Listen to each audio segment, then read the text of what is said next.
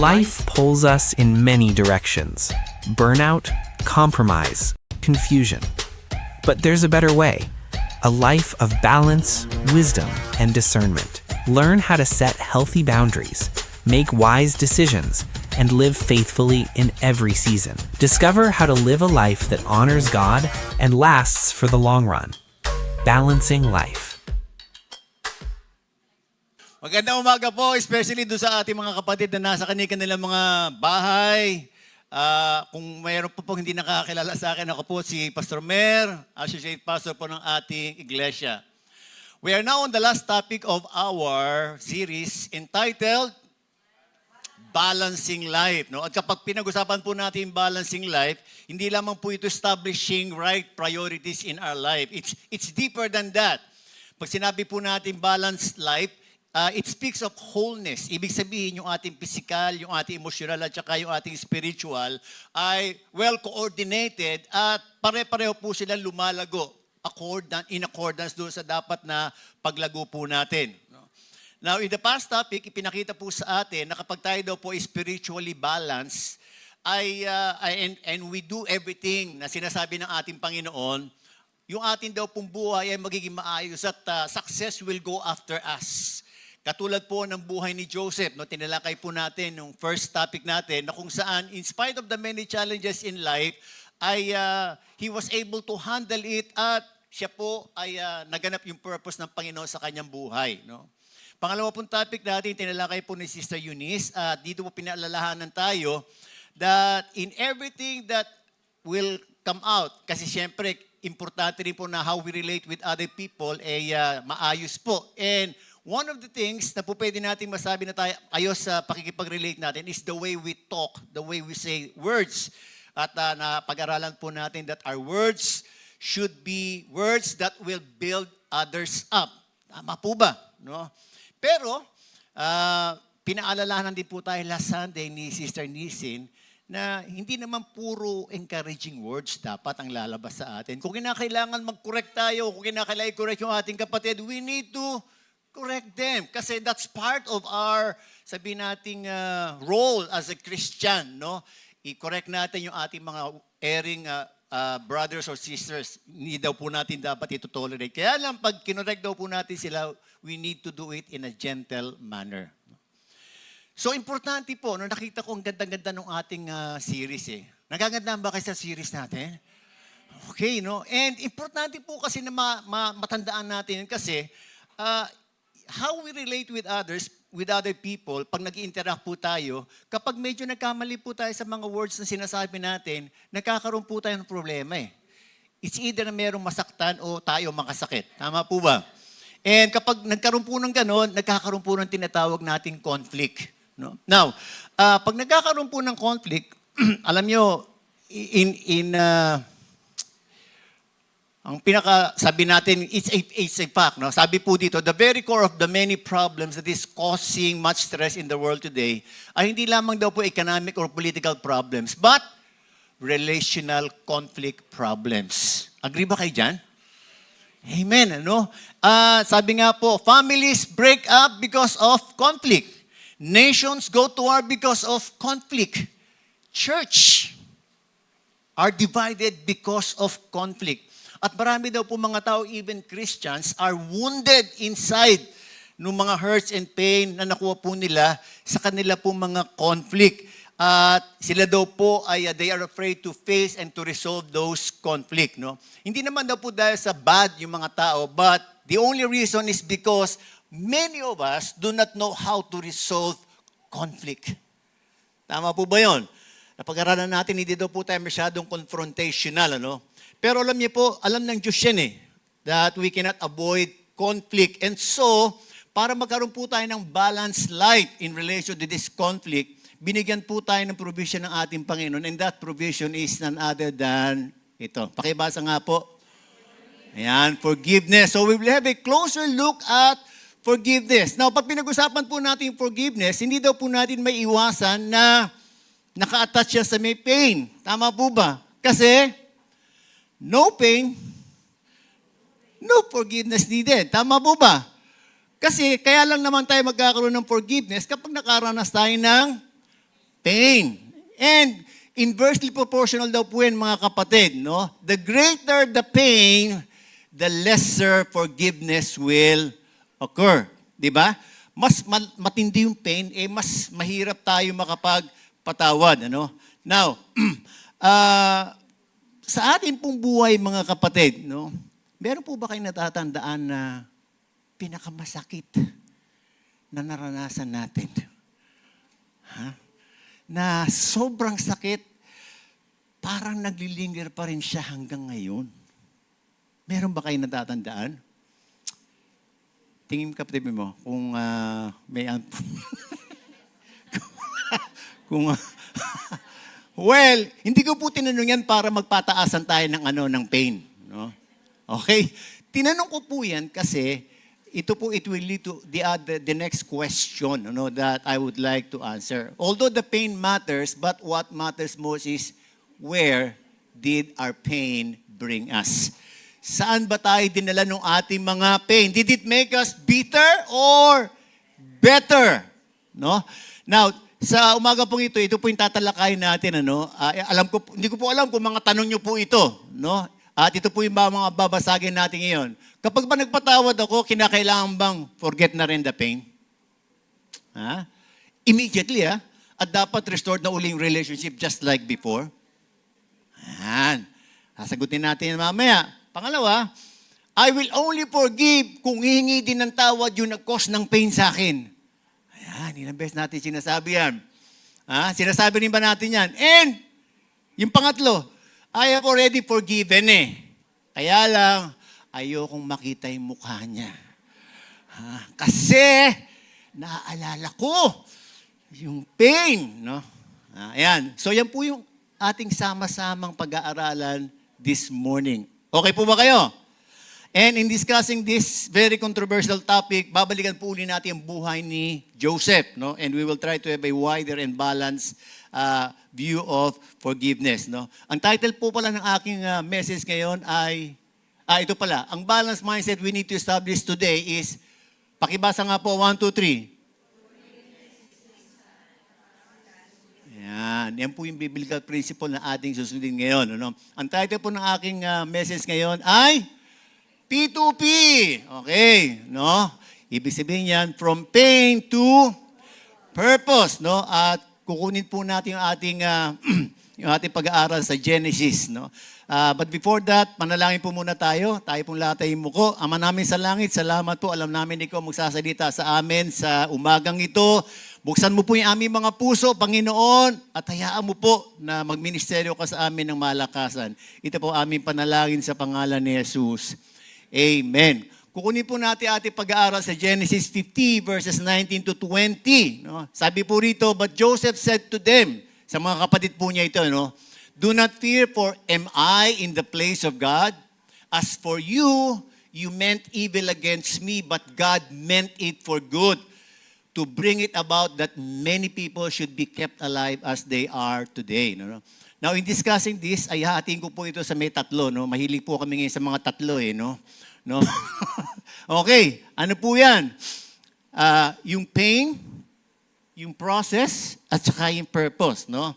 Well, of course, the pain was the evil that was done kay Joseph. No? It was a legitimate pain. No? Now, yung process po dinaanan niya, nakalagay dyan, but God meant it for good.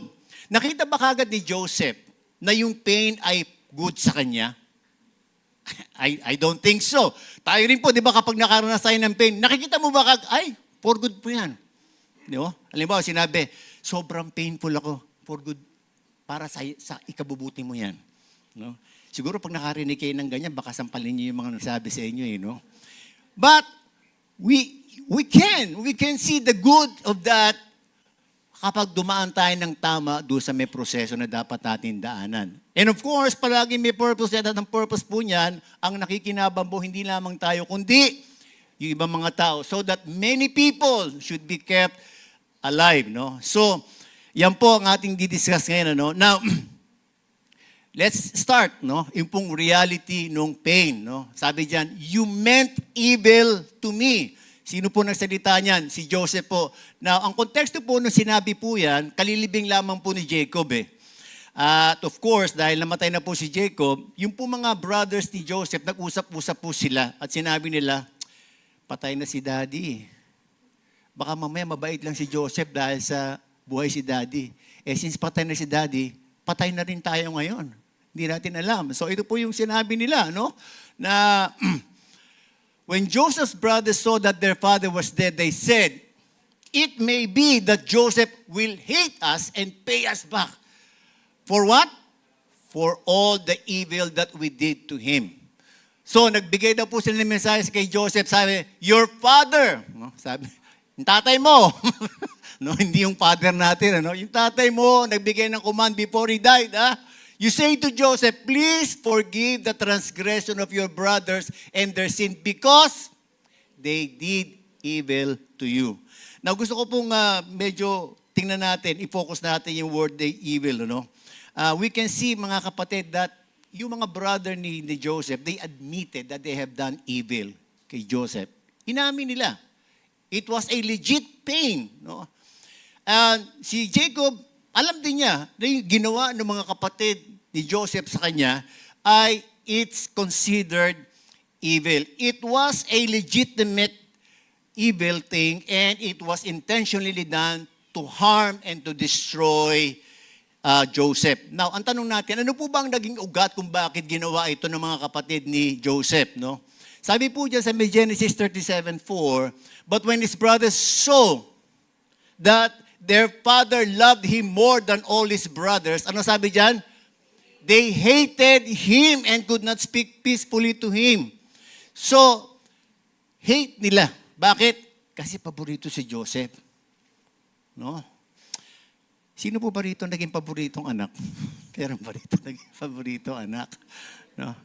Alam nyo, wala raw po nagagawa talaga yung favoritism eh. No, wala po nagagawa talaga ang favoritism. No? Hindi po, yung pong pangit na nangyayari, hindi po doon sa may paborito eh. Hindi doon sa may nagpaborito, kundi doon sa paborito. Kapag halimbawa, ikaw yung paborito, ay sigurado lalapain ka ng mga tao sa paligid mo. Tama po ba yun? No? Hindi po maganda ang tao na ang buhay ng isang tao na paborito. Especially kapag ikaw ay nakikita ng mga tao na, pinagpapala ka. Di ba? Pag pinagpapala tayo, di ba usually, naiinggit ang mga tao kapag pinagpapala ka eh. Uy, alam mo, na-approve ako. Uy, alam mo, na-promote ako. Sige, ikaw na. Ikaw na yung pinagpala ng Diyos. Di ba? Hindi po maganda yung kapag tayo nagiging paborito. And yung pong word na hate dyan, it came from the Greek word, the Hebrew word, hate like an enemy. No? So, ganun po. No? Now, why would a person develop that hate? No? So, sabi nga po natin, from hatred comes many other evil action. Ito po yung ginawa nila. Una, ninakaw po nila yung favorite robe, no, ni Joseph na binigay ng tatay nila. Nagkaroon po ng attempted murder sa kanya eh. Tama po ba? No, gusto siyang patayin eh. And dahil sa napagkasundo nila sa pamamagitan ni Judas, sabi nila, wag na natin patayin.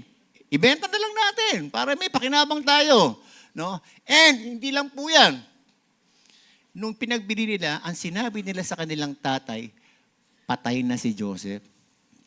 Biro mo yan. Buhay ka pa, sinasabi, patay ka na. Diba? Okay ba yun? Hindi po okay yun eh. Tama po ba? No? So, was the pain real? Real po ba yung pain? Legitimate ba yung pain? Is it evil? No? So, gusto ko lamang pong maisigurado natin na dapat yun daw pong pain na na-experience natin ay legit. Dapat real. Bakit? Alam mo, meron po kasi mga pagkakataon minsan na may mga tao daw po na sinasabi nila, nasaktan ako eh. Di ba? Nasaktan ako sa sinabi niyan. Nasaktan ako sa ginawa niyan. Kaya lang minsan, kung susuriin natin, hindi pala lahat ng pain o sinasabi natin nasaktan tayo ay legit.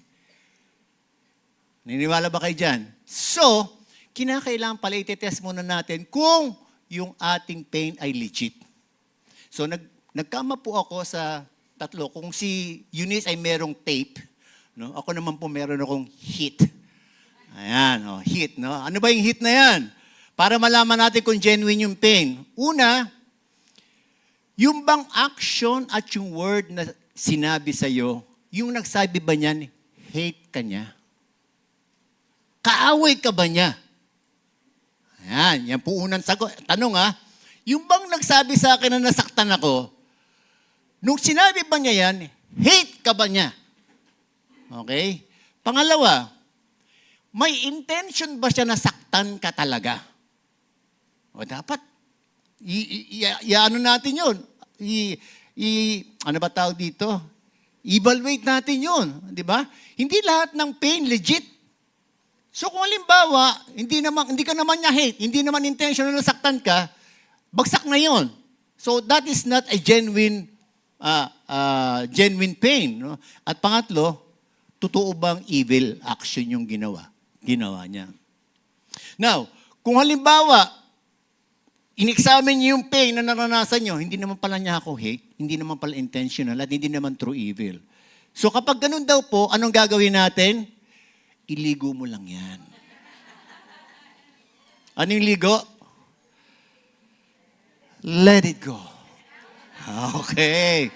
Let it go. No, yes. Huwag mong isama doon sa mga iniipon mo ng mga sama ng loob. Ay, minsan kasi nag-iipon tayo ng sama ng loob eh. Tanong mo sa katabi mo, nag-iipon ka ba? Marami ka na bang naipon? Ganon tayo, di ba? So para hindi madami, just evaluate that. Ano? Padaanin po natin doon sa may test. Now, kapag naman po nakita natin na totoo naman talaga, hate ka talaga nung tao, may intention talaga na saktan ka, tapos evil talaga, ay yun po. Anong gagawin natin? Forgiveness. Let's release forgiveness. Sabi po dito, yung forgiveness daw po, hindi daw po tinatrato yung pain natin as a small thing. Ang ginagawa po ng forgiveness is making sure that the pain will not turn into bitterness and will be the one thing that will dictate our lives. Pangit po kasi kapag yung pain at saka bitterness ang nag-dictate ng buhay natin eh. Tama? Tama po ba?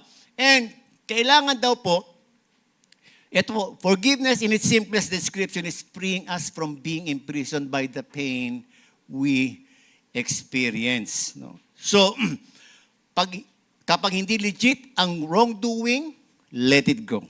Pag legit, forgive. Walang option. Yun lamang po, mga kapatid.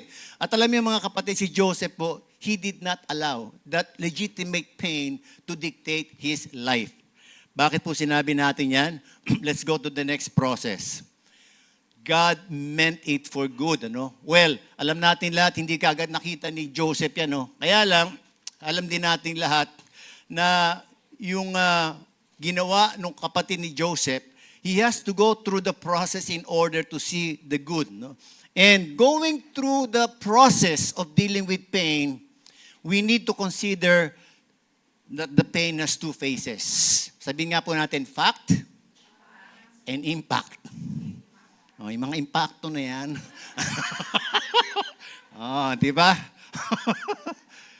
Yung fact of the pain at saka yung impacto. Okay. Unang dapat daw po natin gawin ay we need to deal first with the factual pain.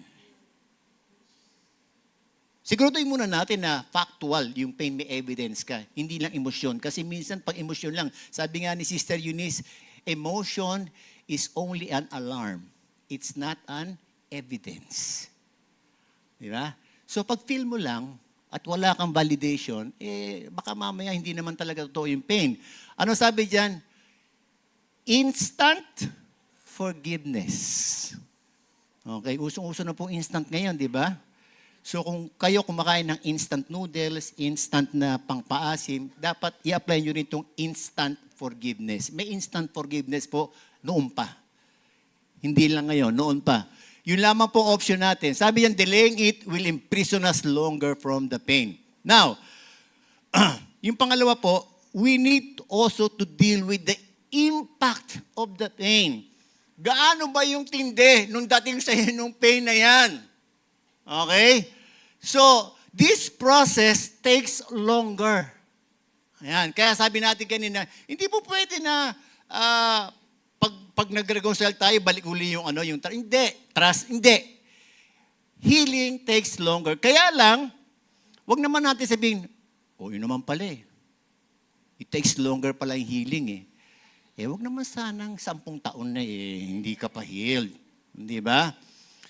Instant palagi ang forgiveness, yung dealing with the pain. No? Yung healing po mga kapatid, madaling ka may heal kapag na-deal mo yung pain. Tama po ba yun? No? Ano sinabi ng ating Panginoon? Kapag ang isang tao ay nagkasala sa iyo, 7 times in a day of the same sin, Of the same sin. Ano sabi? Patawarin mo. So, kailan mo siya patawarin? That day also. That day. Okay?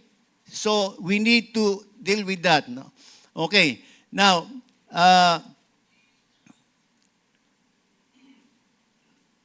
sasagutin po natin yung unang tanong natin. If I forgive, do I also need to forget the pain immediately? Well, sabi nga po, forgiveness of the pain should be instant, but the impact of the pain takes a little longer to heal. Kaya lang, ito po ang gusto kong tandaan natin, mga kapatid. The releasing of forgiveness is immediate and should not wait for the healing process. Ulitin ko. Yung forgiveness, i-release mo yan kagad. Kahit na masakit pa yung pain, kahit ramdam mo pa. That's how Jesus wants us to handle yung tinatawag nating pain. Kailangan ma-release ka muna doon sa may pain. Yes, merong hapdi yan eh. May hapdi yan eh. No? And minsan, di ba, parang, halimbawa, nagpatawad na tayo, tapos meron minsan mga triggers tayong sinasabi. Yung triggers, yung mga biglang maalala mo, magiging fresh uli. Di ba? Now, ang tanong natin, pag ba bumabalik na ganyan, ibig ba sabihin nun, hindi pa ako nakapagpatawad? Hindi. Ang tawag natin doon mga triggers. Okay lang yon. Kaya lang, syempre, kapag halimbawa napatawad mo na, no, kapag dumarating na refresh uli, ang gagawin lamang natin ay let it go. Bakit? Na-deal mo na yun eh. Tama po ba? Amen ba yon? O, sabihin mo sa katabi mo, amen. Yan. Okay. How did Joseph deal with this pain? Ito po ang sinabi doon sa Genesis 39:2. Pakibasa nga po, 1, 2, 3.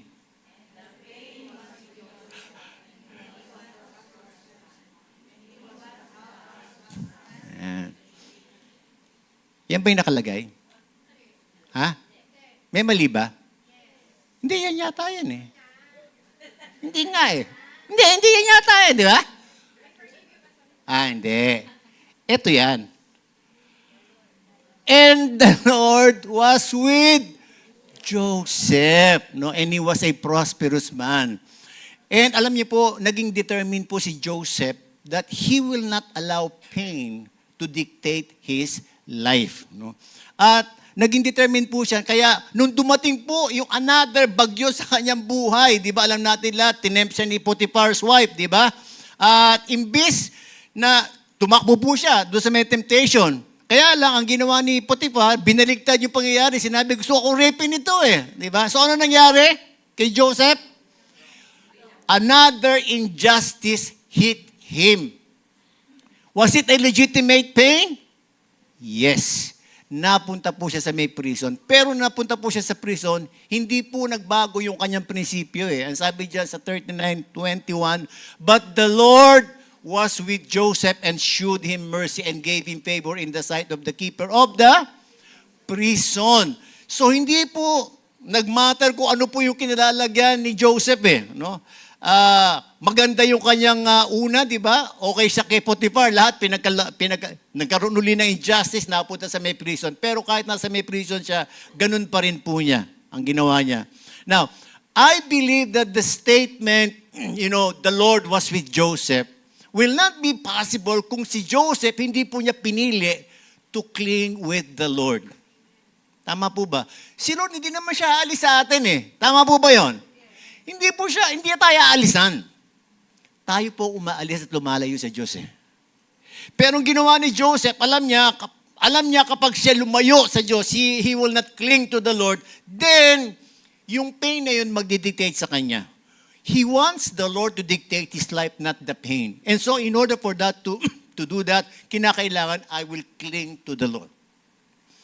Amen po ba yun? So kanino po ba tayo nakakling? Sabi nga po, kung saan daw po tayo nakakling, yun daw po magdedetermine ng outcome ng buhay natin. If we cling to our pain, then misery will go after us. But if we cling to the Lord always, kahit sabihin natin may mga pain tayo, success will go before us. Amen po ba yun? Amen. Sige, palapakan natin ang ating Panginoon. And so the best person we can cling to whenever we are in deep pain is none other than our Lord. No? Joseph was able to see that all the pains he experienced were used to lead him towards what? The good thing that God had intended for him to receive. No?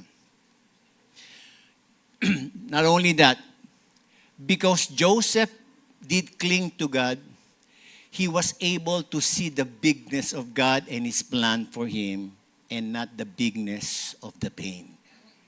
Amen ba yun?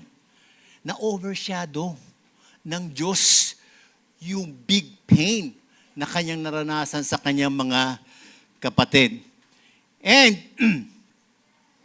pupunta po tayo doon sa pangatlo. No? Doon sa may purpose. Ang sabi dyan, since he was able to see the bigness of God in his life, he was not able to see the bigness of the pain. No? So, nakadaan po siya doon sa may process successfully.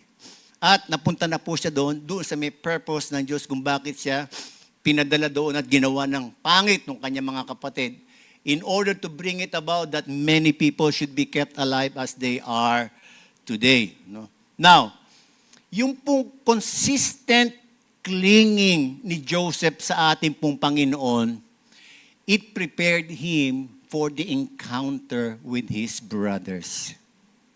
Alam natin lahat, nung nagkaroon ng evil thing na ginawa yung brothers, nagkaroon po ng separation eh. Tama po ba? Na-separate si Joseph sa mga kapatid niya eh.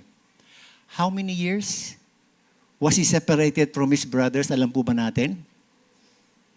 One day. Hindi. 13 years. Wow. 13 years na na-separate si Joseph sa kanyang mga kapatid.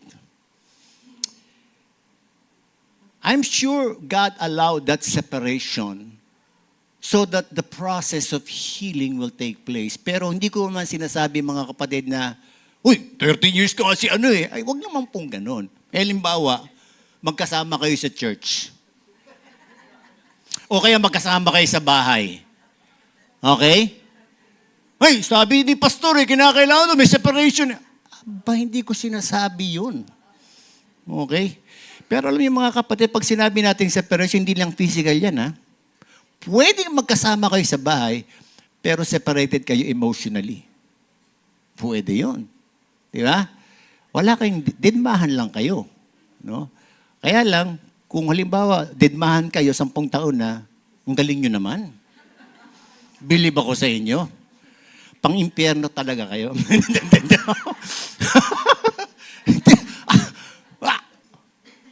Kaya ba natin yung ganon? Di ba? Okay lang sana kung magkalayo. Okay lang, di ba? Kaya lang, hindi naman porke magkalayo di ba, yung bang, ayoko makita siya. Di ba? Parang ganon. Si Joseph, alam nyo, sabi rito,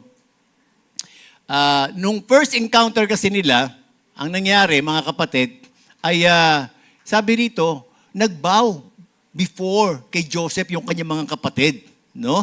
To the ground. Natatandaan ninyo yung panaginip ni Joseph, di ba? Yun yung panaginip niya, kaya nainis lalo sa kanya eh. Magbabaw daw kayo sa akin. Di ba? Yabang nitong buhok na to Di ba? Okay. Nangyari po. No? Yung kanyang panaginip after 13 years. Okay? Ang sabi diyan, hindi nakilala ng mga kapatid ni Joseph siya. Pero si Joseph, nakilala sila. Okay? Pwedeng mangyari na gano'n na lang. Ano? Tapos, since hindi nyo ako kakilala, babawian ko kayo. Diba? Pero hindi po gano'n na nangyari, mga kapatid no? Kasi, what lingered in the mind of Joseph was not the wounds of the pain, but the purpose of the pain. Yun po yung nag-linger sa kanyang mind. No?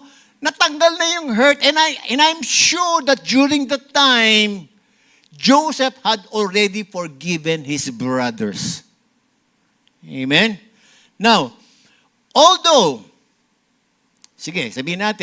Joseph have already forgiven his brothers, gusto po niya na i-test yung karakter ng kanyang mga kapatid before restoring the full trust. Bakit? Forgiveness and wisdom should coexist with one another. Sabi po dito, yung biblical root natin na gusto nating patunayan ngayon, forgiveness is instant but trust is rebuilt over time. So ano na po yung sumunod na pangyayari, mga kapatid? Una, tinawag, mga spy kayo. Di ba? Sabi ni Joseph sa kanya, hindi po kami mga spy. Mga servant po kami. We are brothers, we are sons of one man. No? At meron nga lang po kami isang kapatid na namatay na. Naku, grabe. Pinaalala pa. No? Patay na pala ako doon sa tatay ko. Di ba? So ano pa? Ang ginawa niya, nilagay po siya na lahat sa prison. No? Hindi ko alam. Sige, danasin niyo muna yung 10% ng aking 3 days, no? Tapos, after 3 days, pinakawala naman. No, pinakawala naman. Now, nung ginawa ba ni Joseph yon, he was being, was it born out of hate? Ha? Intentional ba yon para bumawi siya? I don't think so. Ginawa po niya not out of hate or revenge, but he is doing that out of, testing their character. So, after 3 days, pinauwi na po sila at binigyan ng grain na kailangan po nila kasi alam natin lahat may famine kung bakit sila pumunta doon sa may Egypt. Pero pinaiwan si Simeon. Bakit pinaiwan si Simeon? Hostage. Ang sabi niya, pagbalik ninyo, dalhin niyo yung bunso niyong kapatid. Kasi yun lang yung tunay na kapatid niya Yung lahat kasi niya, puro half-brother niya yan Ang tunay lang niyang kapatid sa nanay at saka sa tatay, si Benjamin. No? So, dalhin niyo dito yung bunso niyong kapatid. No? Okay. Tapos, so ganun po nangyari. No? Medyo nagtagal po yung mga magkakapatid dahil ayaw pong pasamahin ni Jacob si Benjamin. Nawala na nga si Joseph, tatagal niyo pa itong bunso. Di ba? Mamamatay ako pag namatay itong bunso. No? So, hindi nila malaman. So, medyo nag-delay ng konti yung kanilang pagpunta. Hindi ko alam kung ilang araw o ilang buwan na nag-stay siya. Kasi yun lang po pag-travel nila, tagal na po nun No? Mga 2 oras po yun Yung matagal po yung biyahe na yun, Pero, nawala na uli sila ng pagkain, wala na sila makakain. So, they have no choice but to go back. Pero sabi nila ng mga kapatid, padala niyo po sa amin si Benjamin kasi hindi po kami tatanggapin kung wala si Benjamin. Tapos nangako po si Ruben, huwag kang mag-alala, hindi po namin pababayaan si Joseph. Okay, so bumalik po sila. Okay, nangyari po, nung bumalik po sila, nakita po ni Joseph si Benjamin. Nung makita po ni Joseph si Benjamin, ang sabi dito, grabe, napaiyak siya. Umalis nga siya Umiyak muna siya ng malakas. No? Doon sa may music room na may acoustically sound para hindi siya marinig. Umiyak siya ng sobrang lakas. No? Kasi nga, hindi niya matake. No? Pagkatapos, ang sabi niya, I will make a feast. Patay tayo ng baka.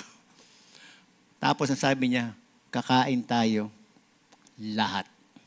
Kasama ko kayong lahat. Wow. Okay.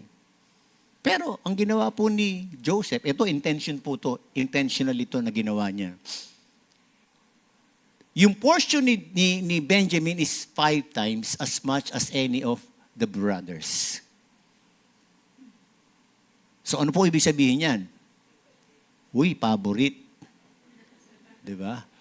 So, bumalik na naman yung word na favorites. Diba? So, iniintay niya siguro, yung mga kapatid, bakit mas madami sa kanya? Sa atin ito lang. He was watching his brothers at wala po siyang nakita kahit nakatiting na inggit sa mga brothers niya. So sabi niya, something has been changed. Huh?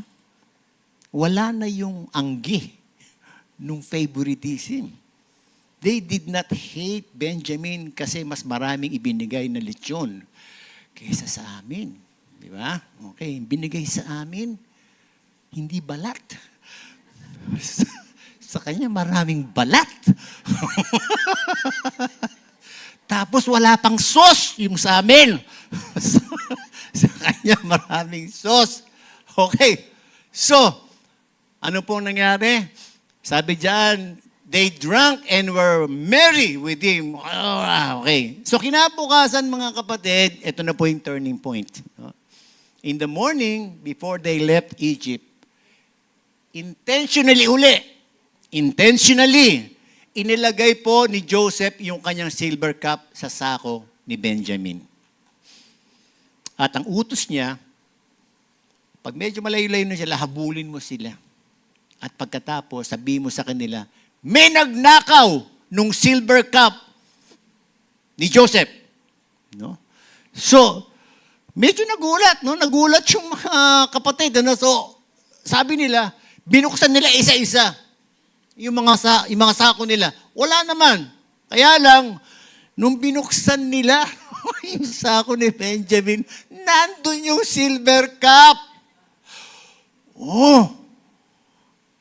Alam niyo po, kapag pala ninakaw mo yung silver cup ng highest official sa Egypt during that time, it was considered as a grave sin. Parang ninakaw mo rin pala yung signet ring niyan. Ganun pala equivalent niyan. No? Meron nga pong kaso, it was a true story, yun daw pong isang tauhan ni Alexander the Great na pagkamalan, na pagbintangan na ninakaw yung kanyang silver cup. Dahil sa trauma, nag-suicide yung pinagbintangan. Ganun po kagrabe ang ano nun. No? And, Benjamin is facing the danger of being a slave and a prisoner in Egypt. Yun po yun. No? So ano po nangyari, mga kapatid? Nakaharap sa ganung sitwasyon, yung mga brother, hindi na alam kung anong gagawin. Alam niyo po, ang ginawa po, ng isang tao na ito, ang pangalan po niya ay Judah. Sabi niya, please let your servant remain instead of the boy as a slave. And si Judah offered his own life to save his brother. He was now willing to sacrifice himself for Benjamin. Wow! Alam natin, years before, si Judah ang nagsabi na, ibenta na lang natin yan. At habang naghihintay sila sa pagbebentahan, nandun siya sa may balon, sila magkakapatid, kumakain ng lunch na para bang wala lang. They have abandoned Joseph during that time. They did not care, they disregarded Joseph during that time. At ang hinihintay po ni Joseph, mangyayari pa ba uli yun kay Benjamin? But wonders of wonders, hindi po nangyari kay Benjamin. And because of that, nakita niya, sabi nga po, hindi na po inisip ni Joseph na mabindigay siya ng Diyos doon sa evil na ginawa ng kapatid niya. What's important to him is to witness that there was a change in the character of his brothers. Minsan tayo, di ba, kapag nagawan tayo na hindi maganda, Panginoon, yung vindication mo! Parang di ba, para bang, pag nakikita mo yung gumawa sa'yo ng hurt na yan, hinihintay mo na merong mangyaring pangit sa kanya eh. At pag meron nangyaring pangit sa kanya, praise the Lord, hallelujah. Lord, buhay ka talaga. Di ba? Di ba? Ganun ba? Umami na kayo naman eh. Oh, mag-amin na tayo. Magpakatotoo na tayo. Ganyan tayo, di ba? Di ba? Naghihintay tayo nung ganti. O sinabi natin, Lord, sabi mo, vengeance is mine. Where is your vengeance, Lord? Ito pinakita sa atin, huwag pa na natin hintayin yung kung ano man yung gagawin ng Diyos. Bahala na lang ang Diyos. Mas gusto mo ba na parusahan siya o mabago ugali niya? Di ba? Anong gusto mo? Sana yung katabi mo, anong gusto mo? Ewan ko sa'yo. Diba? Mas okay na yun. Bakit? Kapag nakita mo na nagbago, natalo nyo yung evil. Natalo natin yung masama. Bakit? Nabago ugali. Di ba? And that was so important kay Joseph. Di ba rin ang hindi ko makita yung vindication, Panginoon? Basta ang importante ay, batawag dito, nabago kanilang mga ugali. Okay. So, and they lived happily ever after. Ayan. Yan po ang beauty, no, nung tinatawag nating forgiveness. No? Nagkaroon po sila ng reconciliation, after 13 years, no? Nagkaroon po sila ng the release of the forgiveness was formally, no, became visible, no. Now, pakibasa nga po ito, 1, 2, 3.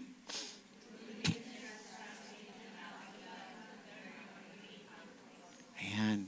Isa daw po yan sa masasabi nating purpose ng forgiveness, no.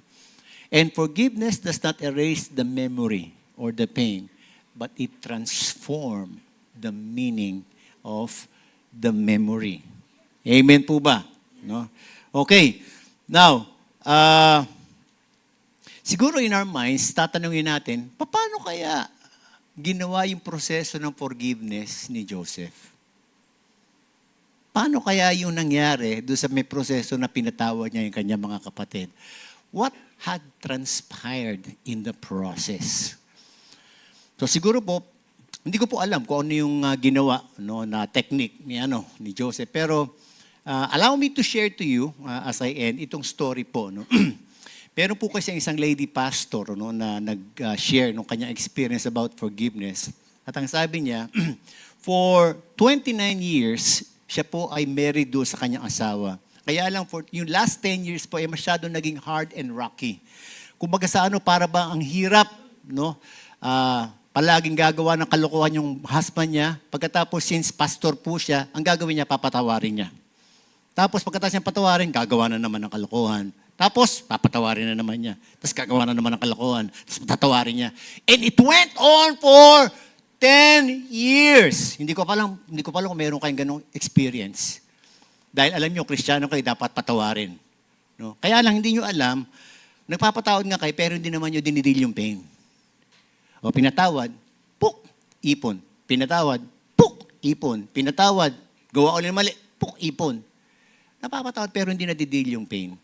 And so, dumating yung time na pagod. Napagod yung pastora at ang sabi niya, hindi ko na kaya to. Isa na lang ang option ko. The unwanted divorce.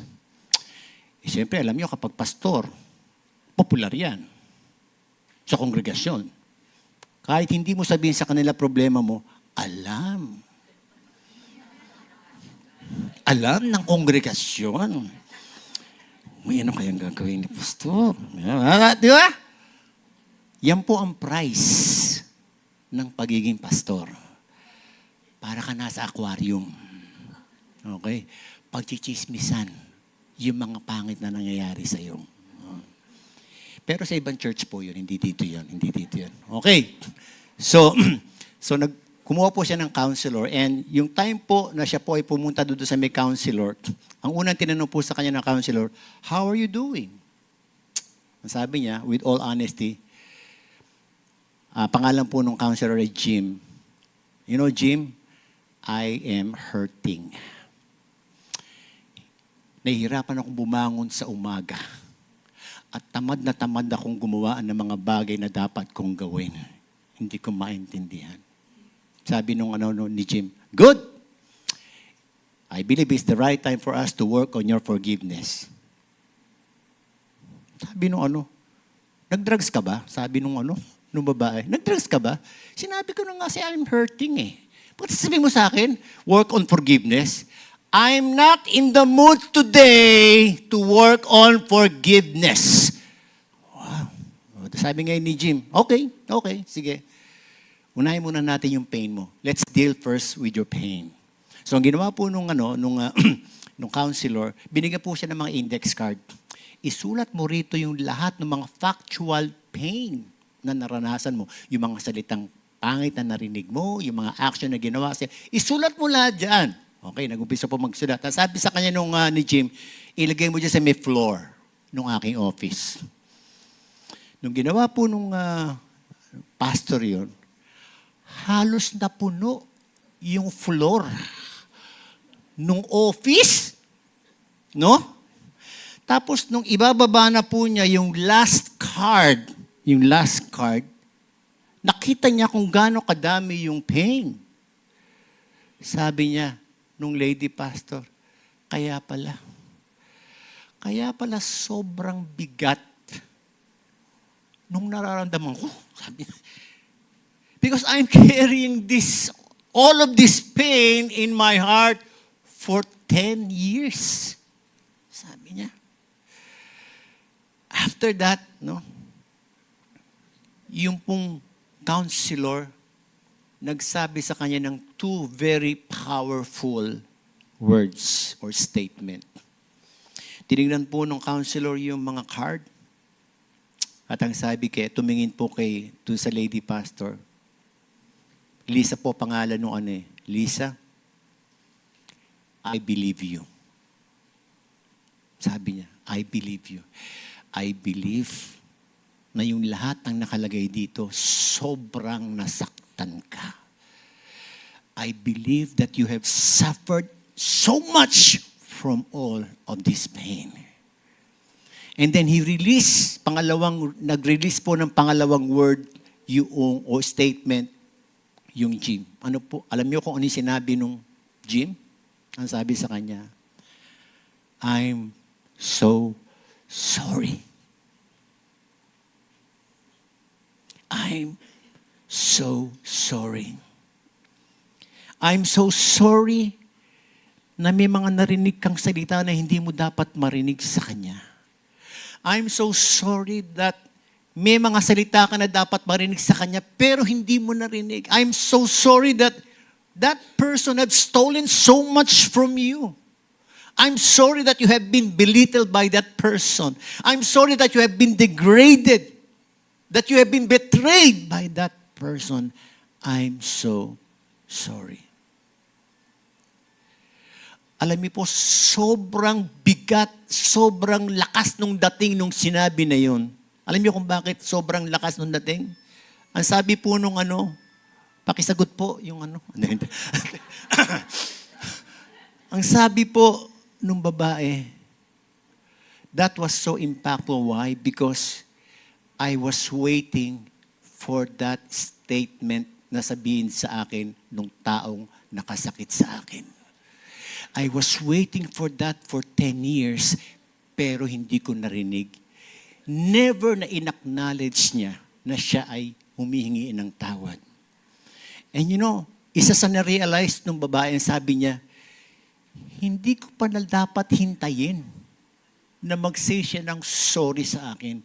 Because it can take another person, honest person, sincere person, to say that to me. At ang sabi niya, kung hinintay ko na sabihin niya sa akin before I can be healed, or move on with my life, what I am doing in myself, I am hurting myself twice as much. Para daw merong isang bigat na nawala kay Lisa.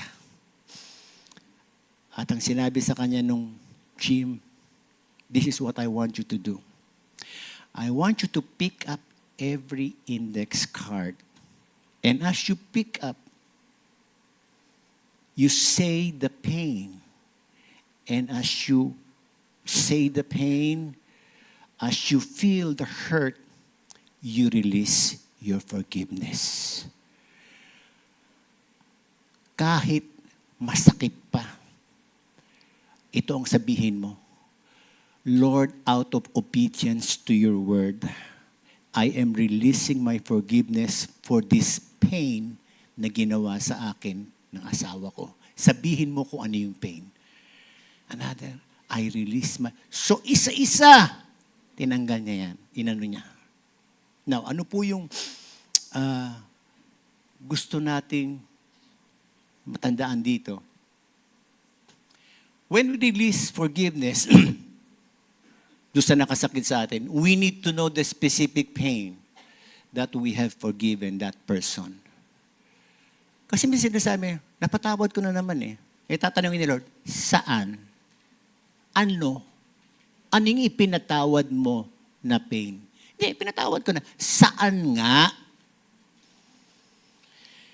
Minsan, or kadalasan, dahil hindi natin biniverbalize, hindi natin parang in-specify ano yung pain na ipinatawad mo, nandun pa pala sa loob yun. Nandun pa pala sa loob yun.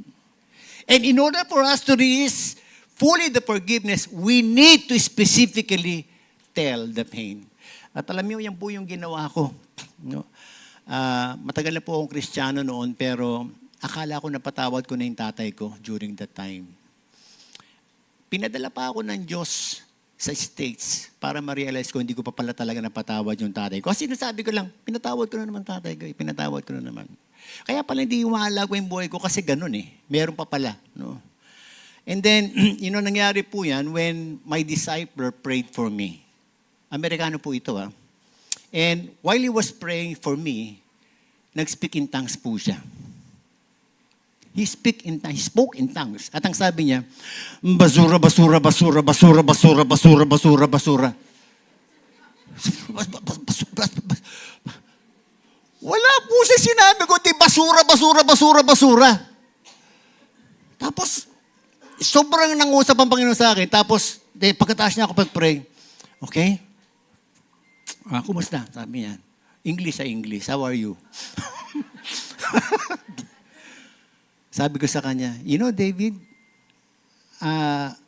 the meaning of what you're telling me earlier, basura, yes. The English for that is garbage. Oh, I did not know that. And God impressed on me na napakarami kong basura sa loob. And I have to throw it all. At ang sabi po niya sa akin, isulat mo sa papel. Ganun din. Yung lahat ng mga natatandaan mo, even the detail ng mga ginawa sa iyo, in words, in pain. Nakadalawang yellow paper po ako. After that, what I did, number 1, I released my forgiveness to my father dito sa ginawa niya to. I release my forgiveness. Hanggang sa mabuo ko po yun. And I trusted that God had worked in me. No? Did I do the forgiveness? No. Pakibasa nga po yun. 1, 2, 3.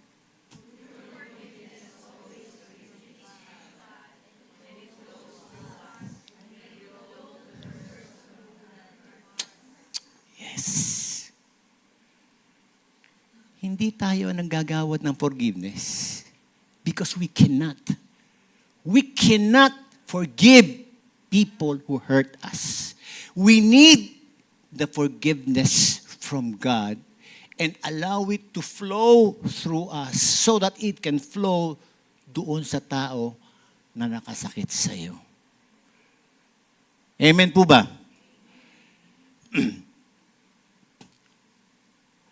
That's the first thing that we need to remember. Pangalawa po mga kapatid, God had provided us the wisest counselor to help deal with our pain. And He is the Holy Spirit. Pag may pain po kayo, hindi na natin kinakailangan pumunta sa Back to the Bible. Kay Pastor Ken. O kaya kay Doc Benny. Di ba? Hindi ko sinasabi na hindi tayo nagawin. Kaya lang, alam niyo mga kapatid, that is the very reason kung bakit na, nung umalis ang Panginoon, na sabi niya, I will leave my counselor, your counselor, comforter, who will be with you forever. Kapatid, hindi na natin kinakailangan magbayad ng counselor. And you know, the deeper our wound, the deeper the desire of the Holy Spirit to minister healing to us. Amen ba yun, mga kapatid? And alam nyo, mga kapatid, yung Holy Spirit, yung sinabi pong powerful statement ng counselor, sasabihin din sa atin yan. Gusto pong sabihin ng Holy Spirit sa atin kapag in pain tayo, I believe you. And we don't have to go to many people to tell our painful story. At pupunta ka pa doon sa may tao na galit din doon sa nakasakit sa'yo. Yun ang pipiliin mo kausapin. Para lang ma-prove na talagang nasaktan ka. Tama yun. Di ba? Sinasabi ng Holy Spirit sa atin, you don't have to go to those people to tell your hurts and pain.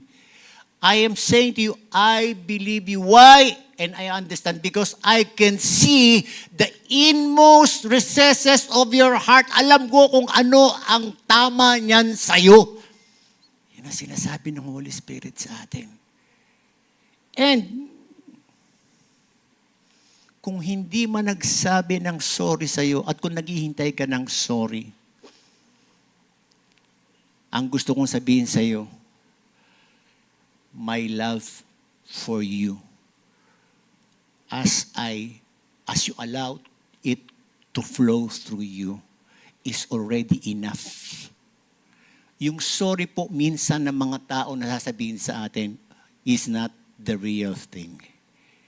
The real thing is the love and forgiveness that God will flow through us. Pag sinabi natin kasing pag-ibig, hindi po pwedeng hindi nakaatas din yung forgiveness. Si Lord yung nag-love siya, may kasamang forgiveness dun. Tama po ba? So, ang tatanungin sa atin ng Lord, is my love not enough for you? Na maintindihan mo na kahit hindi siya magsabi ng sorry sa'yo, may heal ka. Sagutin natin yung pangalawa na tanong. Okay. Patatawarin ko siya kung hihingi rin siya ng tawad sa akin. Pero kapag hindi siya humingi ng tawad sa akin, no. No. I want us to remember, mga kapatid, na ang ating pong Panginoon, hindi rin po siya naghintay sa atin na mag-say sorry tayo bago niya tayo patawarin. Sabi niya, but God clearly shows and proves His own love for us by the fact that while we were still sinners, He died for us. And yung died for us, ibig po sabihin yan, forgiveness of our sins. Siguro sabihin ng Panginoon during the time, pwede sabihin kasi ng Lord sa Father, teka muna, Father. Di ba dapat mag-sorry muna sila bago igawan yung forgiveness? Ay, hindi anak eh. Kailangan mauna muna yung forgiveness mo bago sila mag-say sorry. Parang unfair naman yata yun. Tapos kasama rito yung mga taong hindi pa naipapanganak. Kasi 2,000 years na yun eh. Di ba? Paano ko yung gagawin ng tao na ipapanganak sa 2026 sobrang tindi? Paano yun? Di ba dapat mag-sorry mo? Hindi. Hindi. Kaya ko nakita na, kaya siguro 3 times nag-struggle ang ating Panginoon. No? Pero sinabi niya, not my will, but your will be done. So ang Diyos hindi naghintay sa atin. Ano sabihin natin? Ay, hindi. Ay, iba ako. Ibahin mo ako. Ako, kung yun ang prinsipyo ni Jesus Christ, ako iba. Wow, be. Antindi mo, be. Di ba? Kakaiba ka. Di ba? Kakaiba ka, ha? Para bang mas matindi ka pa kay Jesus. Di ba? Hindi po eh. We need not to wait because the sorry of that person will not be real. Because the love of God is already enough. Proof that, okay, sige, palakpakan po natin ang ating Panginoon. Nakaranas po tayong lahat ng forgiveness ng Diyos. Tama po ba? Bago tayo nag-sorry, pinatawad na kaagad tayo ng Diyos. At sabi dito, truly forgiven people will truly forgive. Ephesians 4:32, be kind to one another, tender-hearted, forgiving one another as God in Christ forgave you. Okay. Pupunta po tayo eh. Last na lang, ito. I have already forgiven the person, pero ayokong makita ang mukha niya. Meron bang ganyan dito? Ha? Okay. Ano po sagot dyan?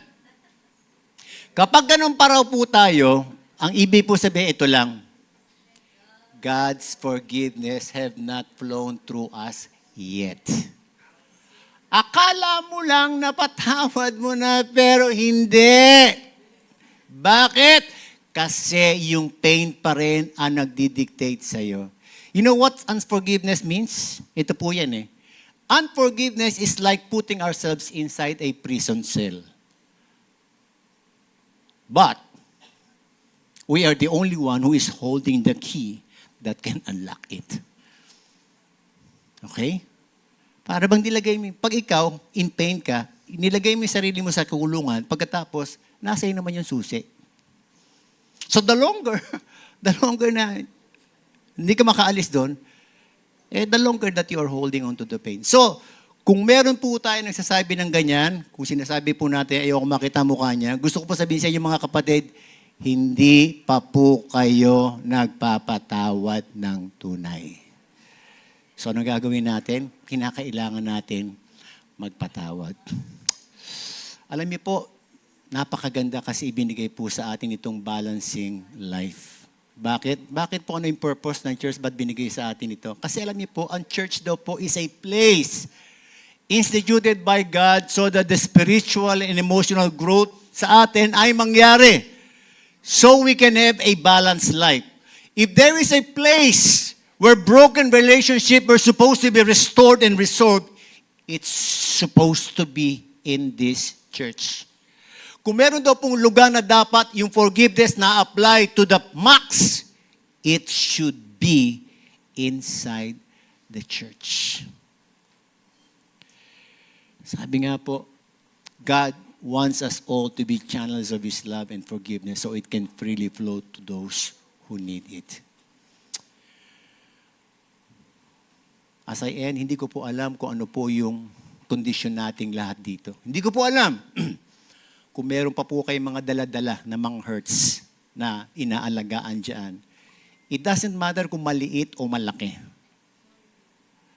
Ang tanong po dyan, saan po tayo dinadala nung hurts na yan? Pwede po tayong tumayo mga kapatid.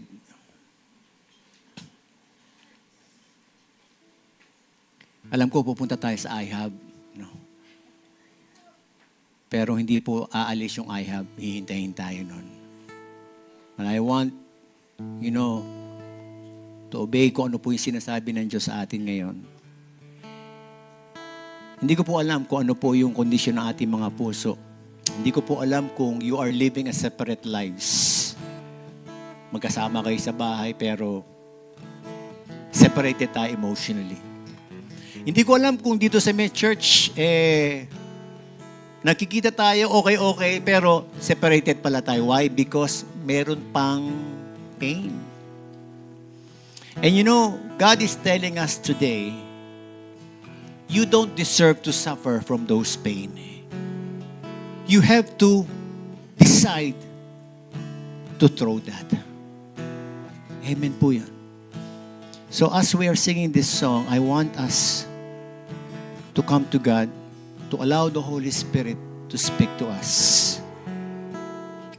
You can just close your eyes and just come to God and talk to Him right now. Sige po, let's come before God. Let's seek His face.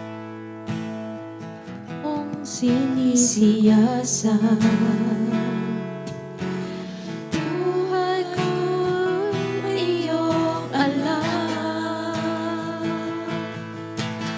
Ang lahat kong lihim, O Yahweh, ay tiyak mo na nababati.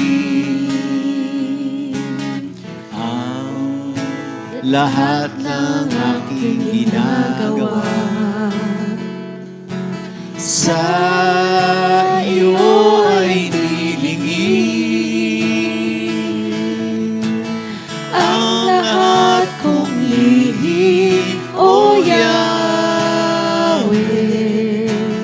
ay tiyak mo nang nalalaman. Let's thank the Lord. Salamat, Panginoon, kilala mo Yes. ako. Ang lahat ng bagay ay dilingid sa'yo. Salamat, Panginoon, tinutuwid mo ako. Ikaw lang ang may alam ng aking patutunguhan. Salamat sa'yo, Panginoon. Salamat, Panginoon. Salamat, Salamat, Panginoon, kilala mo ako. Ang lahat ng bagay ay dilingid sa'yo. Salamat, Panginoon, tinutuwid mo ako. Ikaw lang ang may alam ng aking patutunguhan. Salamat sa'yo, Panginoon. Salamat, Panginoon. Salamat sa'yo, Panginoon. Hallelujah. Habang lahat po ay nakapikit, kapatid ko, nandito ka at you are suffering from that separate living.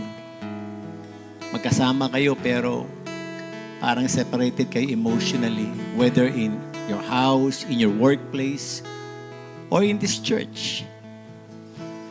God is telling us right now, you have to unlock yourself from that prison.